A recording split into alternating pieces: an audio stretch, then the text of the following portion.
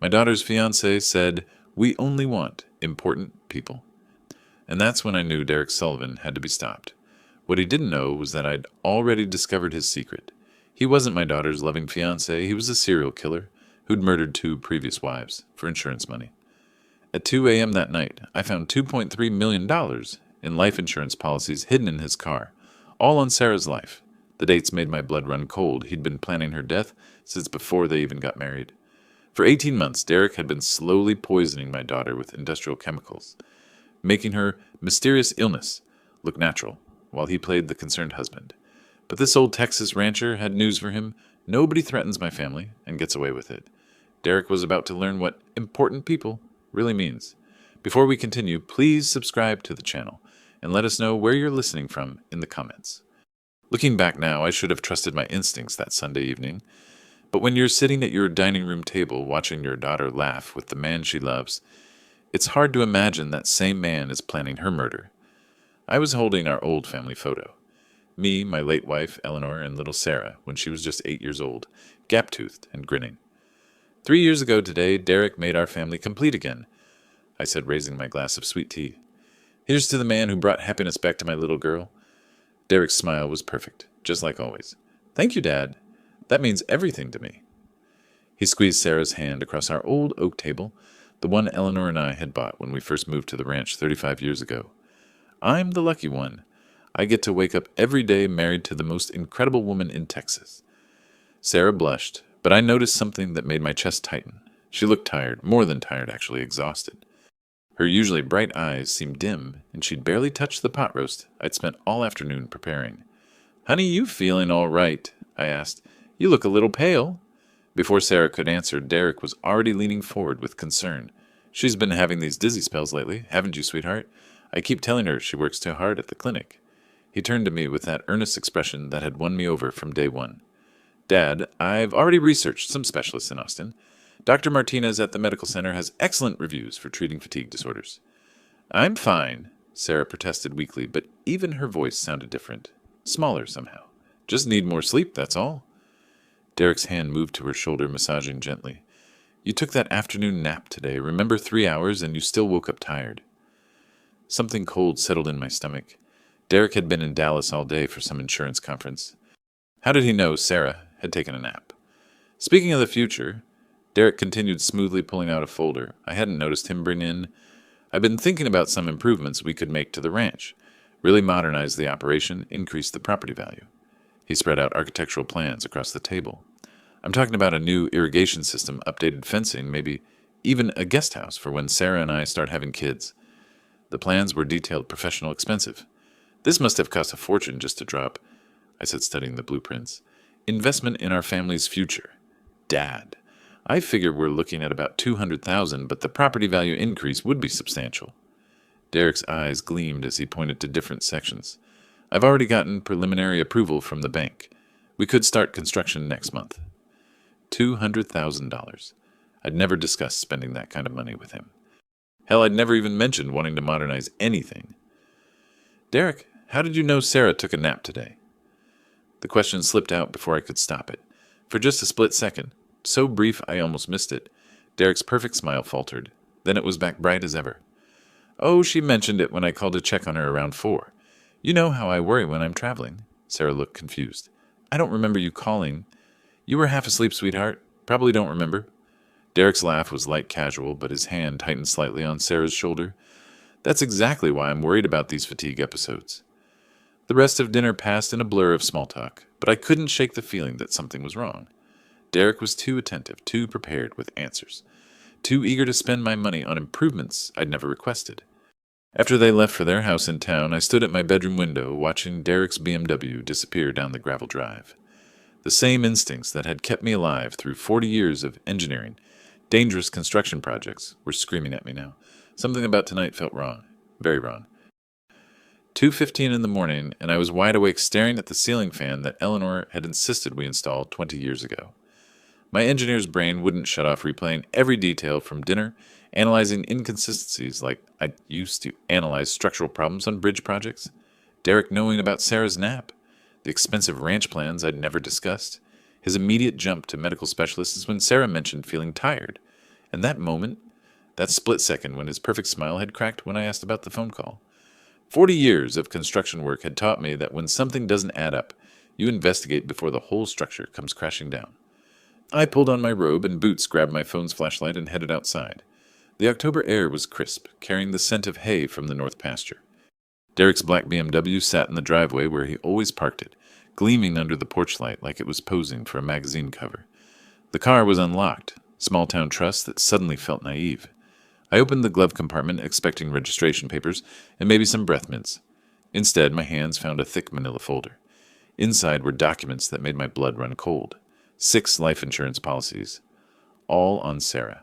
All different companies. Mutual of Austin, Texas Life. Southwestern Benefits. Pioneer Insurance, Lone Star Assurance, and Metropolitan Family Protection. The numbers swam before my eyes as I added them up with the same methodical precision I'd used to calculate load-bearing requirements. $2,300,000. My hands shook as I photographed each document with my phone. The dates told a story that chilled me to the bone. The oldest policy was dated 18 months before Derek and Sarah's wedding. He'd been planning to profit from my daughter's death before he'd even proposed to her. The newest policy was dated just 3 months ago, right around the time Sarah had started complaining about feeling tired all the time. I forced myself to think like the engineer I'd been, not the terrified father I was becoming. Normal life insurance for a healthy 30-year-old nurse might be maybe not $300,000. This was nearly 10 times that amount. No insurance company would approve this much coverage without extensive medical exams and financial justification, unless they didn't know about the other policies. Buried deeper in the folder, I found a business card that made my stomach drop. Sunset investigations, discreet background checks, marital assets, insurance claims, research. Handwritten on the back in Derek's neat script. Colorado Springs, case, 2019. Reno case, 2021. Methods confirmed. Below that, a timeline in Derek's handwriting that read like a death sentence. Month 1-6, established symptoms. Month 7-12, increased frequency. Month 13-18, medical documentation. Month 19-24, final phase. We were currently in month 21 of Sarah's marriage. My phone's camera flash lit up the car's interior as I documented everything my construction-trained hands steady, despite the horror flooding through me. Evidence, chain of custody, documentation. The same principles that had kept my bridges standing would help me save my daughter's life. At the bottom of the folder was a medical journal article about undetectable poisoning methods, highlighted and annotated in Derek's careful handwriting. Symptoms that would mimic chronic fatigue, depression, and eventually organ failure. Symptoms that would look like natural causes to any doctor, not specifically looking for foul play. Symptoms exactly like what Sarah had been experiencing. I closed the folder with hands that felt disconnected from my body. The perfect son-in-law who called me dad, who brought Sarah flowers every Friday, who'd helped me fix the barn roof last spring. He wasn't just planning to kill my daughter. He'd done this before. The business card, the Colorado Springs case, the Reno case. Derek was a professional. Standing in my driveway at 2:30 in the morning, holding evidence of a murder plot against my only child, I realized that everything I thought I knew about my family was a carefully constructed lie. And the most terrifying part? The timeline suggested Sarah had less than 3 months to live. At 9 o'clock sharp Monday morning, I was sitting across from Jake Morrison in his cramped office above the hardware store on Main Street. The retired FBI agent looked exactly like Central Casting would order for a small-town private investigator. Weathered face, steel gray hair, eyes that had seen too much. The photos of insurance documents spread across his desk seemed to fascinate and disturb him in equal measure. Mr. Blackwood, in 30 years of federal law enforcement, I've seen this pattern exactly 3 times, Morrison said, studying the images on my phone. Each time we were investigating a homicide. He leaned back in his chair, which creaked like it had been supporting the weight of other people's secrets for decades. The good news is you found this before it was too late. The bad news is we're looking at an 18-month minimum investigation timeline to build a case that'll stick in federal court. 18 months, my voice cracked like a teenager's. According to Derek's timeline, Sarah has less than 3 months. Morrison's expression grew grim. Then we better work fast. But we do this right legal, admissible in court. No shortcuts that'll get a killer off on technicalities. He pulled out a standard contract. My retainer is $5,000. Worth every penny if it saves your daughter's life. I signed without reading it. The first stop was Dr. Sarah Chen's clinic, where I'd been taking my family for 15 years. Getting Sarah's consent for a comprehensive health screening required the performance of my life. I told her it was for an insurance discount on the ranch policy that the company required family medical histories for anyone living on the property. "Dad, you worry too much," Sarah said, but she signed the consent forms anyway. She looked even more tired than she had at dinner, dark circles under her eyes that makeup couldn't hide. "Derek's probably right about me needing to see a specialist." Dr. Chen drew blood, ran a complete metabolic panel, and promised results within 48 hours. "Harrison off the record. What's this really about?" she asked as Sarah left for work. "I think someone's been poisoning my daughter." The words hung in the air like a death sentence. 2 days later, Dr. Chen called, with results that confirmed my worst fears. "Harrison, you need to sit down. Sarah's blood shows traces of ethylene glycol and arsenic compounds, industrial chemicals that shouldn't be in any human body. The levels are consistent with chronic exposure over months, maybe longer." My hands gripped the phone so tight I thought it might crack. "What does that mean?" "It means someone has been systematically poisoning your daughter with antifreeze and industrial-grade arsenic. The dosages are calculated, not enough to cause immediate death, but sufficient to cause progressive organ damage, kidney failure, liver damage, neurological symptoms. If this continues, Sarah will die within months, and it'll look like natural causes." The room spun around me. "Can you reverse it?" "If we stop the exposure immediately and start chelation therapy, yes. But Harrison, we need to involve law enforcement. This is attempted murder." That afternoon, Morrison called with his preliminary background check. "Your son-in-law is a ghost before 2018. No employment records, no rental history, no credit cards. It's like Derek Sullivan didn't exist until 5 years ago." His voice carried the weight of bad news. "I'm expanding the search to surrounding states, checking for similar names, similar patterns. If he's done this before, we'll find it." "How long will that take?" 2 to 3 weeks for a thorough search. But Harrison, there's something else. I called in a favor with a buddy at the Texas Rangers. They're going to start monitoring Derek's activities legally through existing surveillance programs. If he makes any moves toward escalation, we'll know. That evening, I sat in my kitchen staring at the vitamins Derek had so thoughtfully organized for Sarah in a weekly pill dispenser. The same vitamins he made sure she took every single day. The same vitamins that were slowly killing her. Morrison's final warning echoed in my mind. "Harrison, if Derek realizes we're on to him, he'll accelerate his timeline. Serial poisoners don't like loose ends. Your daughter's in immediate danger, and this isn't Derek's first time doing this. We need to move fast, but we need to move smart. One mistake and Sarah dies." I opened the pill dispenser and photographed each compartment with my phone. Tomorrow these would go to the lab for analysis. Tonight, I had to figure out how to keep my daughter alive without tipping off the man who was trying to kill her. The man who still called me Dad. 1 week later, I sat across from Patricia Wells, the bank manager who'd handled the Blackwood family accounts for over 20 years. Her usually warm demeanor had turned stone-cold professional as she spread financial documents across her mahogany desk like evidence in a murder trial. "Harrison, I need you to prepare yourself for what I'm about to show you," Patricia said, her voice carrying the weight of delivering bad news to an old friend. "When you requested a complete audit of all accounts Derek has access to, we discovered irregularities that go back 18 months. 18 months. The same timeline as Sarah's poisoning. $400,000 has been systematically removed from your ranch operating account through forged checks." She continued, pointing to a stack of photocopied documents. "The signatures are expertly done. If I didn't know your handwriting personally, I might have missed it myself." My hands shook as I examined the forged checks. Each one made out to companies I'd never heard of: Lone Star Agricultural Consulting, Texas Ranch Modernization, LLC, Blackwood Property Management. Derek's handwriting perfectly mimicking my signature month after month, bleeding my life's work dry. "But that's not the worst of it," Patricia said, pulling out another folder. "Your ranch has been mortgaged for $800,000, using a power of attorney document that appears to bear your signature and notarization." "I never signed any power of attorney." The words came out as a croak. "I know you didn't. But legally, this document gives Derek Sullivan complete authority over all your financial affairs." She handed me the papers, and I stared at my forged signature authorizing Derek to make decisions about property I'd spent 40 years building.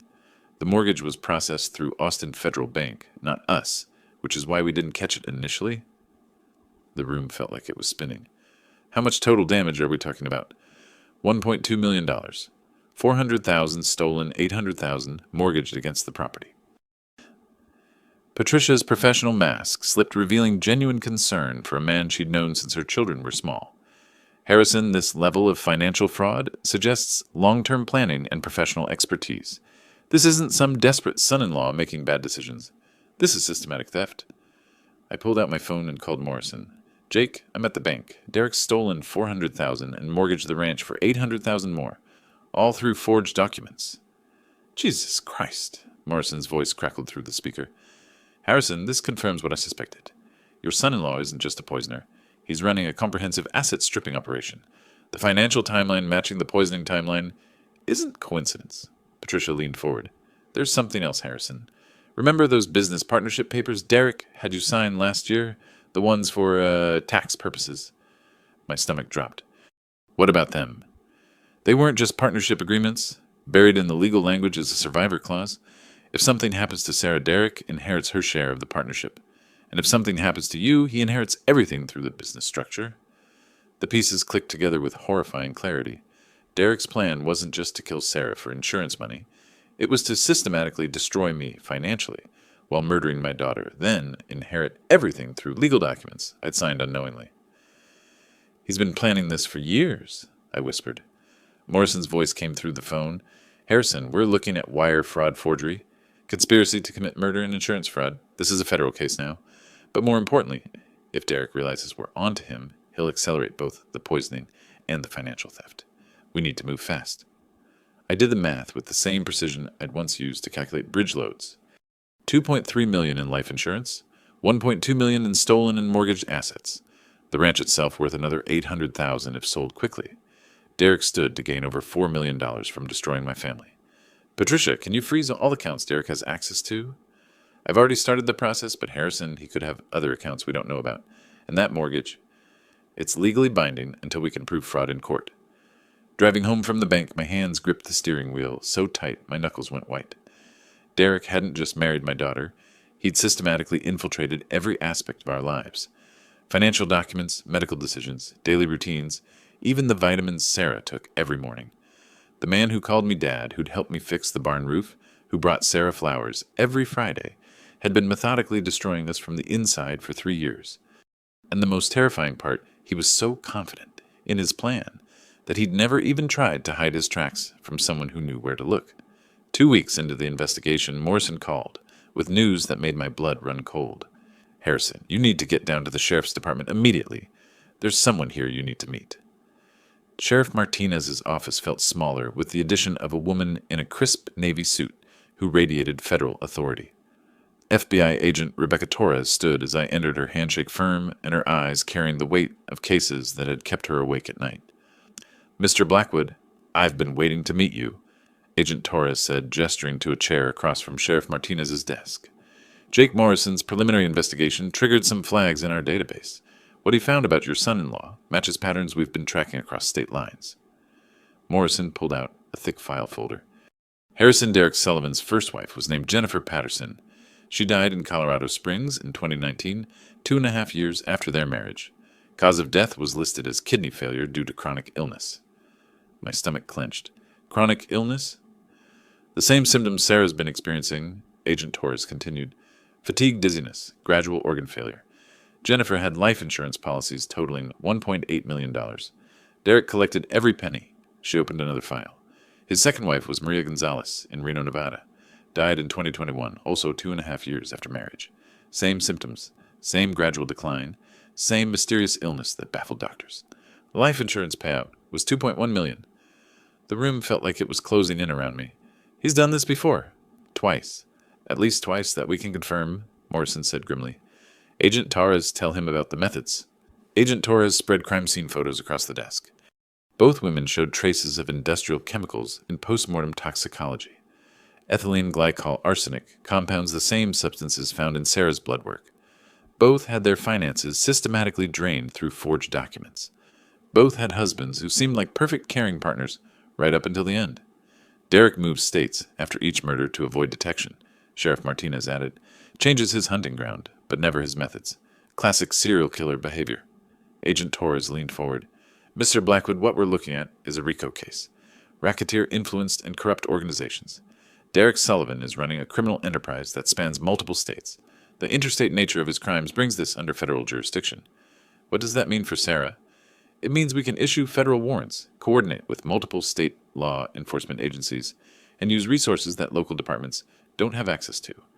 Torres pulled out legal documents. We're activating a federal investigation as of today.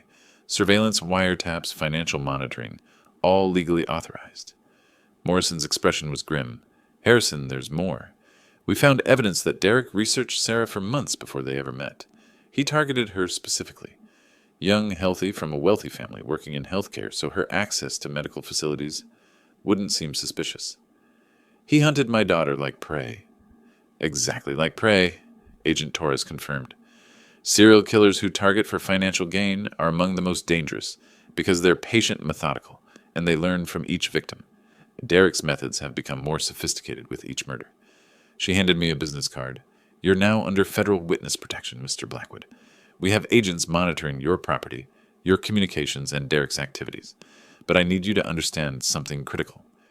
When serial killers feel cornered, they accelerate their timeline. Derek's been planning Sarah's death for the final phase of his timeline.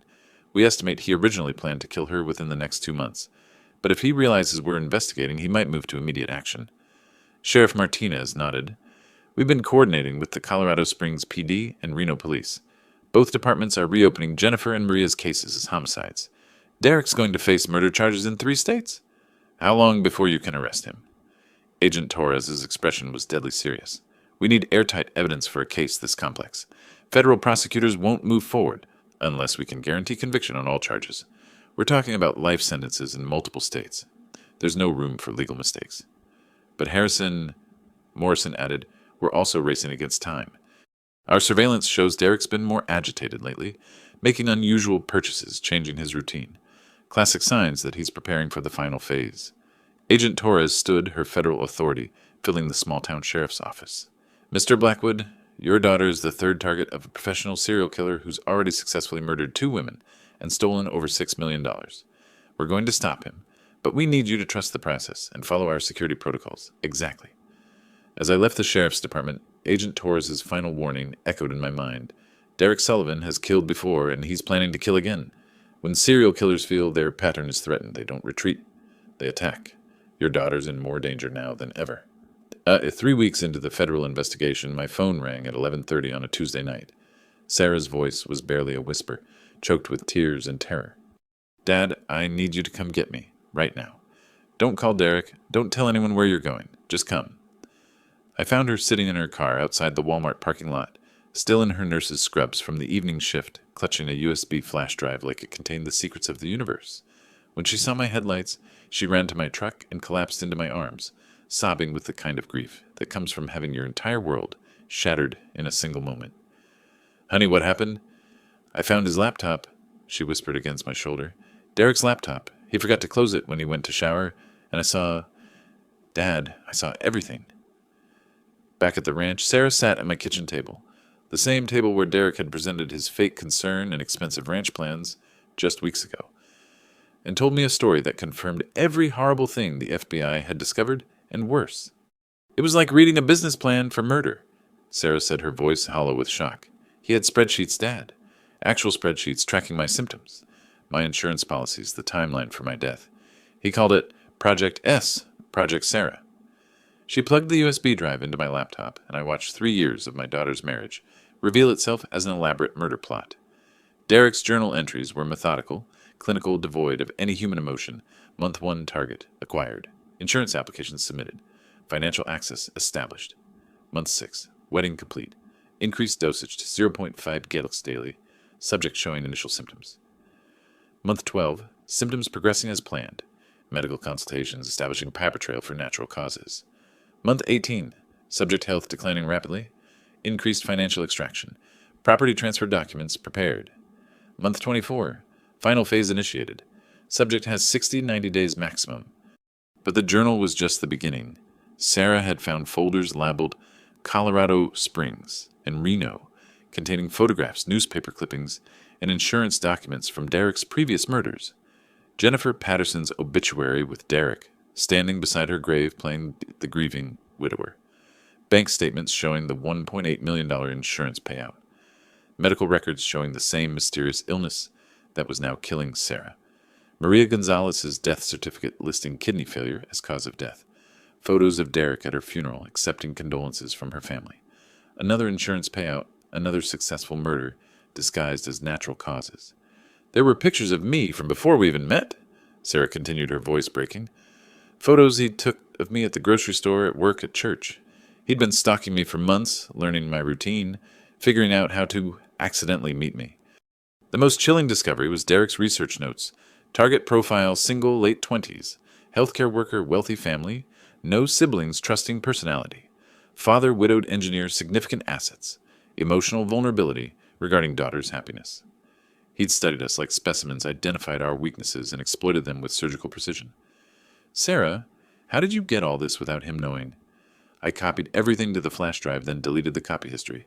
But Dad, there's more. Her hands shook as she showed me the final folder. He's been in contact with someone who helps him with the technical aspects. The email correspondence revealed a network. Other people who helped Derek with forged documents, chemical suppliers, even advice on avoiding detection. This wasn't just one serial killer. It was an organized criminal enterprise. I've been dying for 18 months, and I never knew it, Sarah whispered. Every morning when he handed me my vitamins, every time he suggested I see a doctor, every time he seemed so concerned about my health, he was slowly murdering me. That's when the full horror hit me. My daughter had been living with her killer, sleeping next to him, trusting him with her life, while he systematically ended it. The man who'd called me dad had been poisoning my child and stealing my life's work, while playing the perfect son-in-law. We have to call Agent Torres, I said, reaching for my phone. I already did. She's on her way. An hour later, FBI Agent Torres sat in my kitchen carefully logging each piece of evidence Sarah had discovered. The murder journal, the victim files, the criminal network correspondence. Everything that would put Derek Sullivan behind bars for the rest of his life. Sarah, you've just provided us with enough evidence to convict Derek on federal murder charges in 3 states, Agent Torres said. But you need to understand, he's going to realize his laptop was accessed. When he does, he'll know his plan is compromised. What does that mean? Torres's expression was grim.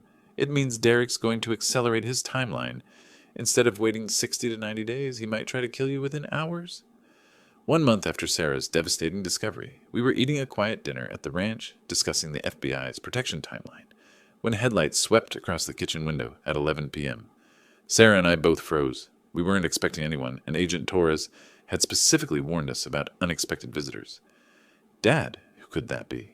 Sarah whispered, her face pale in the lamplight. Through the window, I watched Derek's BMW pull into the driveway, followed immediately by a beat-up pickup truck I didn't recognize. My blood turned to ice. Derek wasn't supposed to know Sarah was here. She'd been staying at the ranch under FBI protection while they built their case. Sarah, get to the back bedroom and lock the door, I said, reaching for the phone to call Agent Torres. But before I could dial, the front door exploded inward with a crash that shook the whole house. 2 men in ski masks burst through, one carrying a crowbar, the other wielding a baseball bat. Behind them, Derek stumbled in, his shirt torn and his face showing what looked like fresh bruises. Dad, Sarah, Derek shouted, breathing hard like he'd been running. Thank God you're okay. I saw these guys breaking into your house and followed them here. The first intruder swung his crowbar at me, but Derek intercepted him with a tackle that looked heroically desperate. Run! Derek yelled as he grappled with the masked man. Get Sarah and get out of here. The second intruder headed toward the back bedroom where Sarah was hiding. I grabbed my old Louisville slugger from beside the door and swung it at his head, connecting with a satisfying crack. He went down hard, his mask sliding off to reveal a face I didn't recognize. Young, maybe at 25, with prison tattoos covering his neck. Derek was still fighting with the first intruder, throwing punches that seemed to connect, but didn't seem to be doing much damage. Harrison, help me, he gasped. I can't hold him much longer. That's when I noticed something that made my engineer's mind start analyzing the situation differently. The intruder Derek was fighting kept glancing toward the back bedroom, but he wasn't trying to get away from Derek. He was positioning himself to block my access to Sarah. And Derek's injuries, the torn shirt, the bruises on his face, they looked fresh, but they were all superficial. No real damage, just theatrical effects. Sarah, stay in that room, I yelled, but it was too late. She emerged from the bedroom, her nurse's training overriding her fear as she saw what looked like her husband fighting for our lives. Derek! She cried, running toward him. That's when Derek's mask finally dropped completely. In one fluid motion, he released the first intruder and spun towards Sarah, his hands reaching for her throat. The concerned husband disappeared, replaced by the cold-eyed killer I'd seen in those crime scene photos from Colorado and Nevada. Finally, Derek snarled, his fingers closing around Sarah's neck. Do you have any idea how exhausting it's been pretending to care about you? People... The first intruder stopped fighting and stood up, pulling off his mask to reveal another young man with the same dead eyes as his partner. These weren't random burglars. They were Derek's accomplices. The old man was supposed to have a heart attack from the shock. Derek continued, his grip tightening on Sarah's throat as she clawed at his hands. But this works too. Home invasion gone wrong, both of you dead me, the traumatized survivor. The insurance companies will pay out immediately. My daughter's face was turning blue. I swung the baseball bat at Derek's head with every ounce of strength my 68-year-old body could muster. The impact sent him staggering backward, releasing Sarah, who collapsed to the floor, gasping for air. You stupid old man, Derek said, wiping blood from his split lip. You should have just died quietly like the others. The two accomplices moved toward me, their weapons raised. Derek straightened his torn shirt and smiled the same charming smile he'd used at family dinners for 3 years. Here's what's going to happen, he said conversationally, like he was discussing the weather. My associates are going to beat you both to death with those weapons. I'm going to have some defensive wounds that show I tried to fight them off. And tomorrow, I'll be a grieving widower, collecting $2.3 million in life insurance, plus whatever I can get for this property. One of the accomplices raised his crowbar toward my head. Derek knelt beside Sarah, pressing his hands around her throat again. Any last words, Dad? Derek asked mockingly. That's when I heard the most beautiful sound in the world. Sirens in the distance getting closer by the second. Derek's head snapped up, his confident expression cracking for the first time. That's impossible, he whispered, but the sirens were getting louder, and Derek's perfect plan was falling apart. In desperation, he lunged at me, his hands reaching for my throat, his face twisted with the rage of a killer whose prey had slipped away. The front door exploded inward for the second time that night, but this time it was Sheriff Martinez, leading a team of FBI agents, their weapons drawn, and their voices commanding immediate surrender. Derek's hands were still reaching for my throat when Agent Torres's voice cut through the chaos, like a blade. Federal agents! Nobody! Move! Derek spun around, his face a mask of rage and disbelief. This is impossible! How did we know? Agent Torres stepped over the unconscious accomplice, her weapon trained on Derek. Mr. Sullivan, we've been watching this house for 3 weeks. Every conversation, every plan, every move you've made has been recorded and documented. Sheriff Martinez was already cuffing the second accomplice, while paramedics rushed to check on Sarah, who was sitting against the wall, bruises forming around her throat, but very much alive. Harrison, Sarah, are you both okay? Agent Torres asked, never taking her eyes off Derek. We're alive. I managed my voice hoarse from Derek's attempt to strangle me. That's when Agent Torres smiled, and I realized there was more to this rescue than federal surveillance. Derek, I want you to meet some people who've been very interested in your activities. She gestured toward the door where Sheriff Martinez was leading in my neighbor, Tom Wilson, along with Patricia from the bank, Dr. Chen, and half a dozen other people I'd known for decades. What the hell is this? Derek snarled. This said, Tom Wilson is what happens when a small town protects its own. We've been watching you for months, Derek. Every strange purchase, every unusual behavior, every time you seemed just a little too interested in Harrison's business affairs. Dr. Chen stepped forward. The blood work that revealed the poisoning I'd been running those tests on Sarah for 6 months, ever since Patricia, at the bank, mentioned some irregularities with your financial activities. Patricia nodded. Small-town banks notice patterns, Derek. When someone starts forging signatures and manipulating accounts, word gets around. We've been feeding information to the FBI since January. Agent Torres's expression was triumphant. What you thought was a perfect plan was actually a federal sting operation, with the full cooperation of this community. Every crime you committed was documented, every conversation recorded, every financial transaction tracked. Derek's face went white as the scope of his failure became clear. You can't prove anything. Actually, we can prove everything. Agent Torres held up a thick folder.